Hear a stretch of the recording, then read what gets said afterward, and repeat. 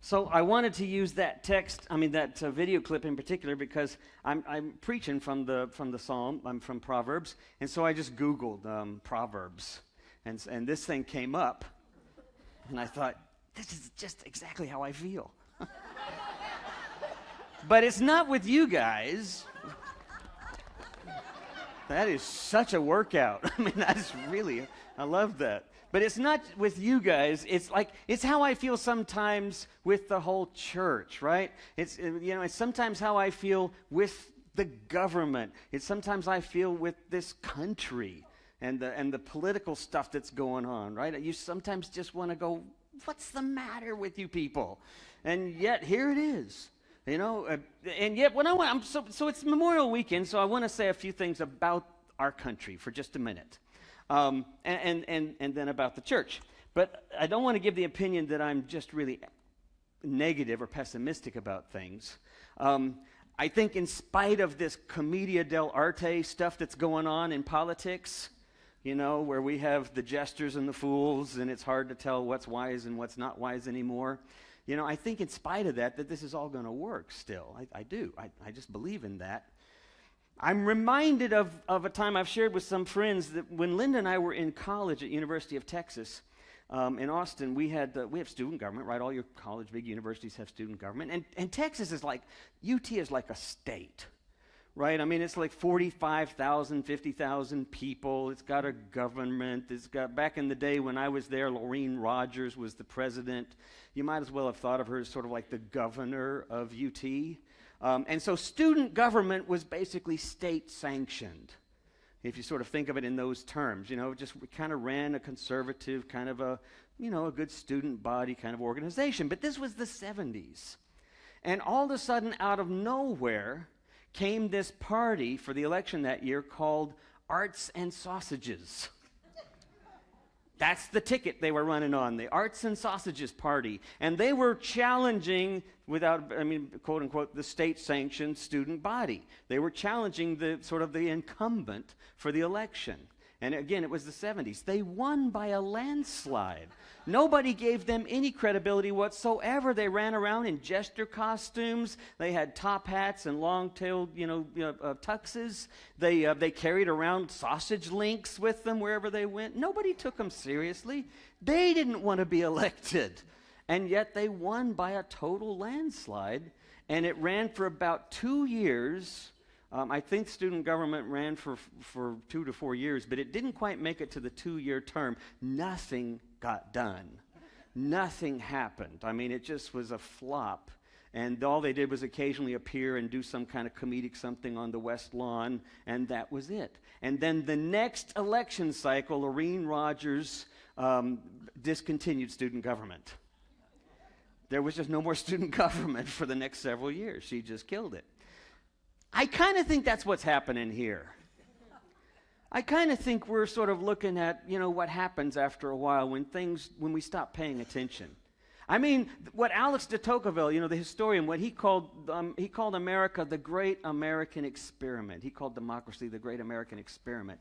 And it really is, right? I mean, this whole idea of how this could possibly work.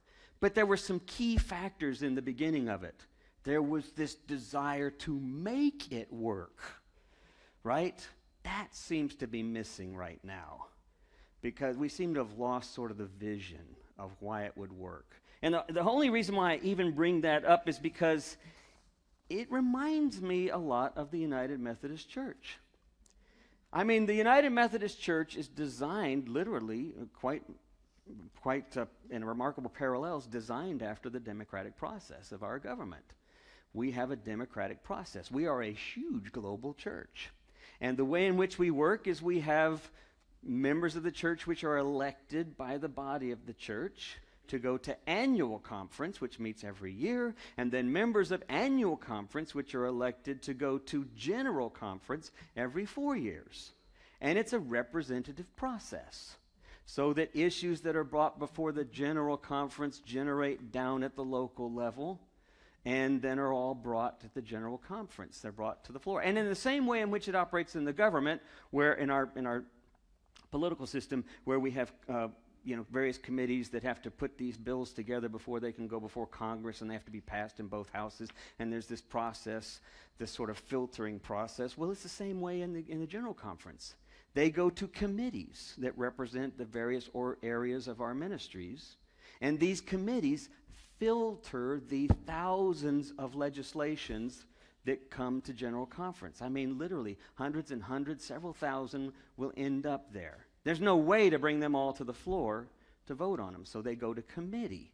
And committees, which technically are supposed to be representative, right, then get voted on. Is that the way it works?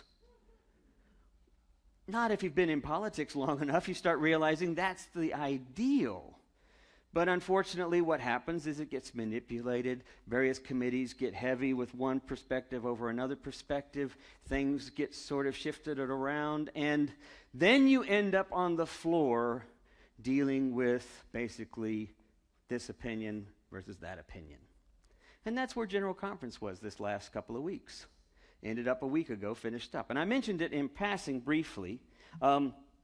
And while there were some great things that got passed, the government, the Methodist Church's government did pass some really important legislation with dealing with poverty around the world, dealing with malaria and disease around the world, dealing with education, dealing with abuse and awareness and protecting children's rights and stuff. Some great things got passed.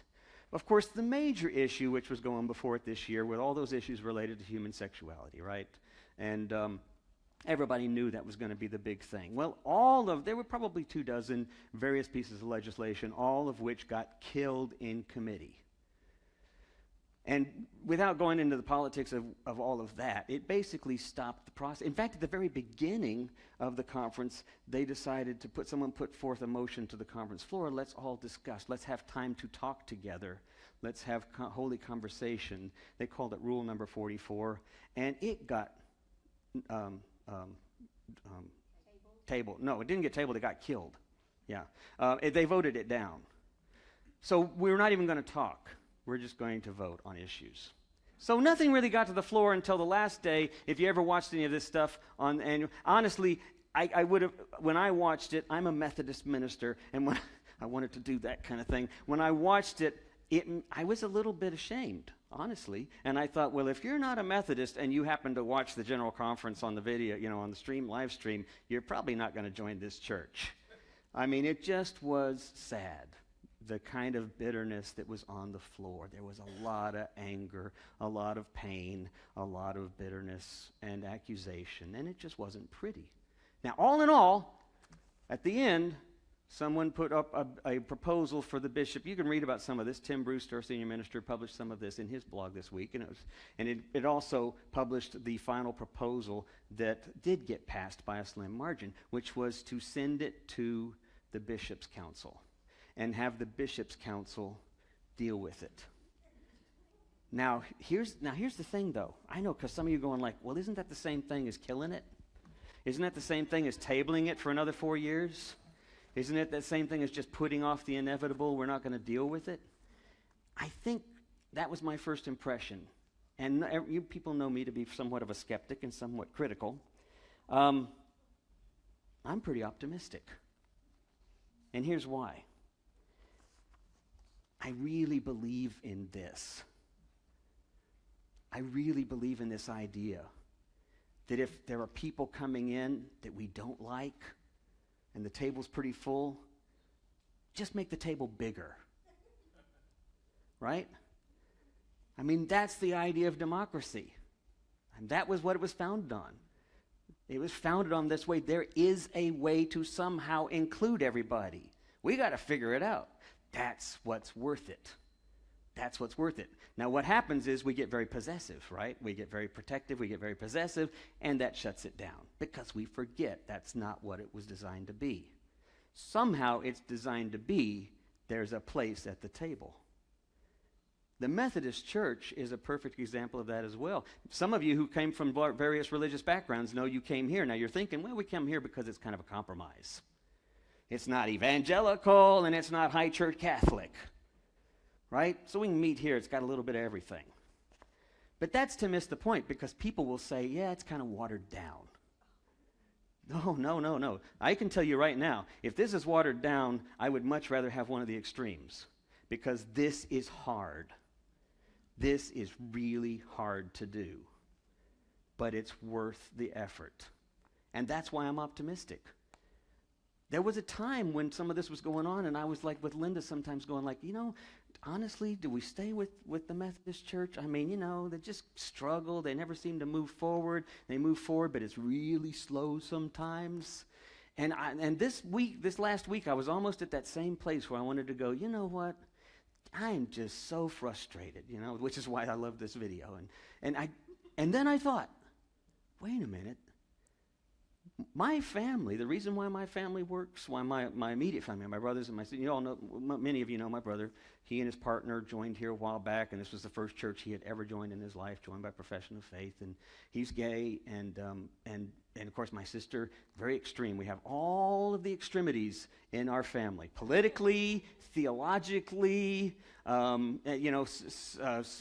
sexual orientationally. I mean, we have all of these things in my family, all of them. And the weird uncles who, have a cabin out in the woods of Michigan and, have a small little army they're amassing. I mean, and the one that used to live in Amman, Jordan, because he thinks if you can get enough Jews converted to Christianity, Jesus is coming back again. I mean, we have them all.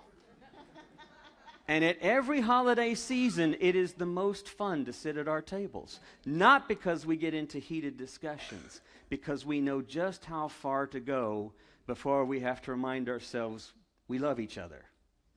And that's where we don't push it any further. We fall back to what it is that we do together, that we have the most fun doing together.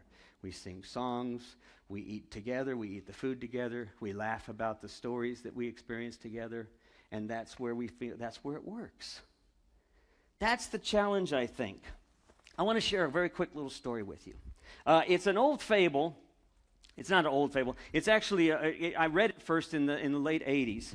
I read it in a Friends Journal, the Quaker Church. And they have the Friends Journal, and I read it there as a beautiful little story, and it turns out it was written by a pseudonymous person. Found out about 10 years later the guy is a children's author. But he just wanted to write this story. It kind of came from his heart, and then he just put it out there, and for 15, 20 years didn't know that people all over the world were telling this story.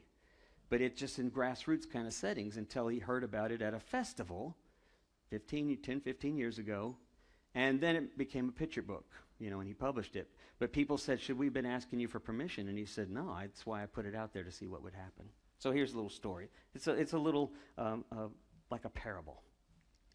So there was once a wise man who was so wise no one knew how wise he was. And he was so old, no one really knew what his name was. But because he was old and wise and he lived by himself, everyone just came to call him the wise man or the wise one. Now, he lived off this small road that connected the two major cities in this kingdom. The city on one end, which was the capital city, was called Here. The city of trade, which was over by the bay, by the water, was called There. And the road that led from here to there, and from there to here, was the primary mode of transportation. People would travel by horse or cart or carriage. Now, one day a merchant was moving along the road from here to there when he ran into a giant in the middle of the road, just a big hulk of a man. And he was huge, and he stood there firm. And when the merchant looked up at him, the giant said, "You shall not pass until you fight. Choose whatever weapon you want, dark or light. I will more than match it, wrong or right." And the merchant said, "Okay." And he turned around and went back to the city of Here. And he was not a warrior, not a fighter. He told the king about it. Now the king, in all of his wisdom, went to his 3 advisors, and he looked at them, and his wife was then there with them, and he said, "Well, what should we do about it?" And his wife said, "Well, honey, I have an idea." He said, Not yet. Let me talk to the advisors." And so he talked to the that's a foreshadowing. He talked to the advisors. Yeah, this is the obvious, right? He talked to the advisors, and the first advisor said, "Your Majesty, we should send the master of clubs." Surely he can take care of this obstacle and we can get back to what we're supposed to be doing. And so they sent the master of clubs. The master of clubs had his club there. When he got there, the giant was standing there, of course, as usual, and said, "You shall not pass unless you fight. Choose whichever weapon you want, dark or light. I'll more than match it, wrong or right." And the guy said, "I choose clubs." And he pulled out his club, and to his surprise, the giant came out with a club so many times larger and more mighty than his own that in just a moment he pounded him to a pulp. Reduced him to insignificance. And he took his little pulpy insignificance back to the king. And he said, "What are we going to do about this guy?" So the king looked at his next advisor, and the advisor said, "Well, send the master of swords. He'll make a sharper point out of it." And so he sent the master of swords, and thank you for smiling, a few of you. He sent the master of swords. Same thing happened. He drew his sword. The giant drew a sword more powerful, wider blade, sharper blade, and cut him down to size. And then he went back and told the king. Well, this happened 3 times until finally he had sent the master of flames. And even then he was reduced to cinders and ashes. And so the king was beside himself. What can we do? Each time his wife, the queen, had tried to interrupt until finally, in the silence, she said, "Why doesn't someone go and ask the wise one? Maybe wisdom could be helpful here." Well, they didn't have any other options, so they sent for the wise one. And when the wise one showed up, he said, "I'll be happy to help in whatever way I can. I'm not sure I know what to do, but I'll go. I need only these things. I need a cart, I need some bread and some water, and a horse to draw the cart." So they agreed. So the wise one took the horse, the cart, the bread and water. Halfway from here to there, the giant was in the road. "You shall not pass until you fight. Choose whichever weapon you want, dark or light, and I will more than match it, wrong or right." The wise one said, "Well, I got to think about that a minute." And he sat down on his cart and started thinking about it. Now, this had never happened before, and the giant was not used to the idea of thinking. But he too sat on a big rock, put his fist in his hand, and put his chin in his hand, and started to think, which was not easy for him. And after some time, the wise one could see that the giant was having a little bit of trouble. And so the wise one said, "I'm thirsty and hungry. Would you like something to eat?" And he reached over to the cart and got some bread and some water, at which point he looked back, and the giant screamed and said, "When will you learn?" And he ran off quickly and came back with a huge basket filled with bread and fruit and all sorts of delicious foods and a great canister of water and milk, and set that down and said, "You enjoy the food." And the two of them began to eat together. And so while he was sitting there eating, the wise one said, "Let me tell you a little bit about myself. People call me the wise one. I don't particularly consider myself wise, but I live in the forest, and I live by myself, and I do a lot of thinking and listening and just being patient." And the giant looked at him with scorn and said, "I will tell you more about me than you told me about you. I come from the union of the north wind and a curved mirror, and the only strength which I have is that which my opponent chooses to give me." And the wise one smiled and said, "I kind of thought that." He said, "Well, I've enjoyed our conversation, and I thank you for the meal, but I need to make my way to the city there, and so I'm going to get on my horse. Could I give you a ride in my cart?" The giant, in his anger, said, "I will show you once and for all," picked up the cart, picked up the horse, picked up the wise one, and took all 3 of them to the city of there. Set them down. And he said, "I hope you have learned your lesson." And the wise one said, "I have, thank you." And he said, "No, thank you." Well, of course, when he got back to the kingdom and he told the king, things had changed after that. From then on, whenever anyone was traveling from the city of here to there or from there to here, they only had to go halfway because the giant would always carry them the rest. Now, that story is an interesting story, I think, for a couple of reasons. It's a cute little story about conflict, about Cold War kinds of mentalities, right? There's certainly that. But there's something else here in this story that I kind of thought was interesting. And I didn't see it at first. I shared this with some of you last week. Not all of you were here, and I made this strong, powerful statement that afterwards my wife was like, and I always bring up my wife. She's my foil, and she resents it, or I should say she loves it when I talk about her when she's not present. But in fact, she's a great ear, a good person to reflect ideas off of. And I made these words, and I almost thought I regretted saying them. I said, if you cling to a belief so hard that you can't fudge on it, you can't think outside of that belief, then you dance on the edge of idolatry. Now, I said those words, and I think some people were like, what? We're not supposed to have beliefs, which is something of what I'm saying, but I want to open it up a little bit more. What did everybody who met the giant have? They believed he was there to destroy them. And it's only until someone came without that belief that he was able to discover something else. Beliefs sometimes entrap us so much that we cannot be present. There's no way that we can be present to one another.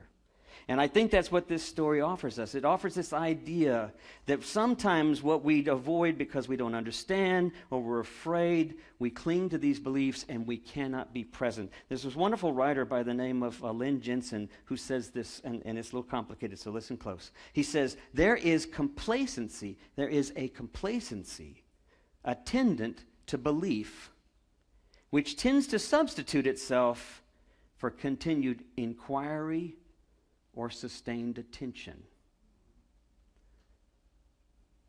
There is a complacency that's attached to belief. Think about it. How far do you go once you're really firm on your belief? There's no more talk. There's no more curiosity. There's no more discussion, right? We just end up stuck.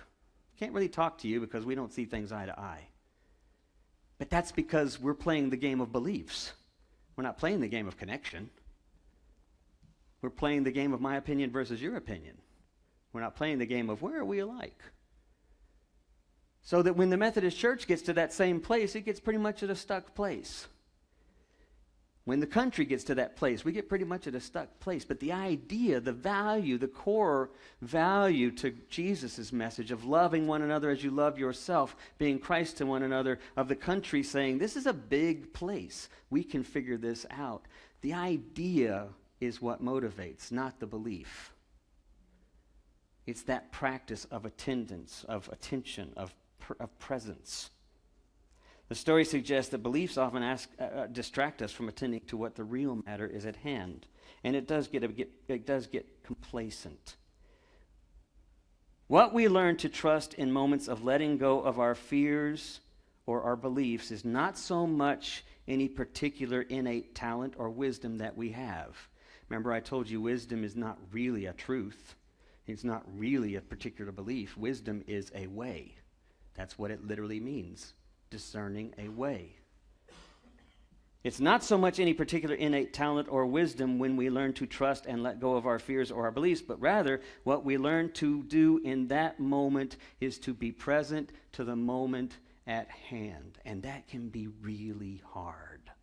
It can be hard because we're dealing with somebody who completely disagrees with us. It can be hard because we're a little bit scared, perhaps. It can be hard because we're not used to being open to things. Vulnerability opens us to trust in the moment, and that's challenging. I have a little quick story before I wrap this thing up here.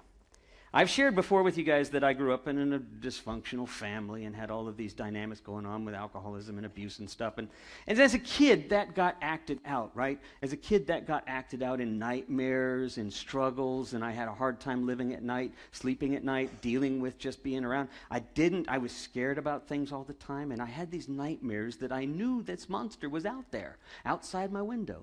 And what often troubled me was that my mom really couldn't get connected with that because what was she thinking? Well, she was believing that, number one, monsters aren't real. Number two, this is a problem. I mean, everything we believe sometimes stops us from being present to what's really going on. So I saw specialists and all that sort of thing. Well, anyway, this dream went on I had these dreams off and on for like years, until I was in 4th grade.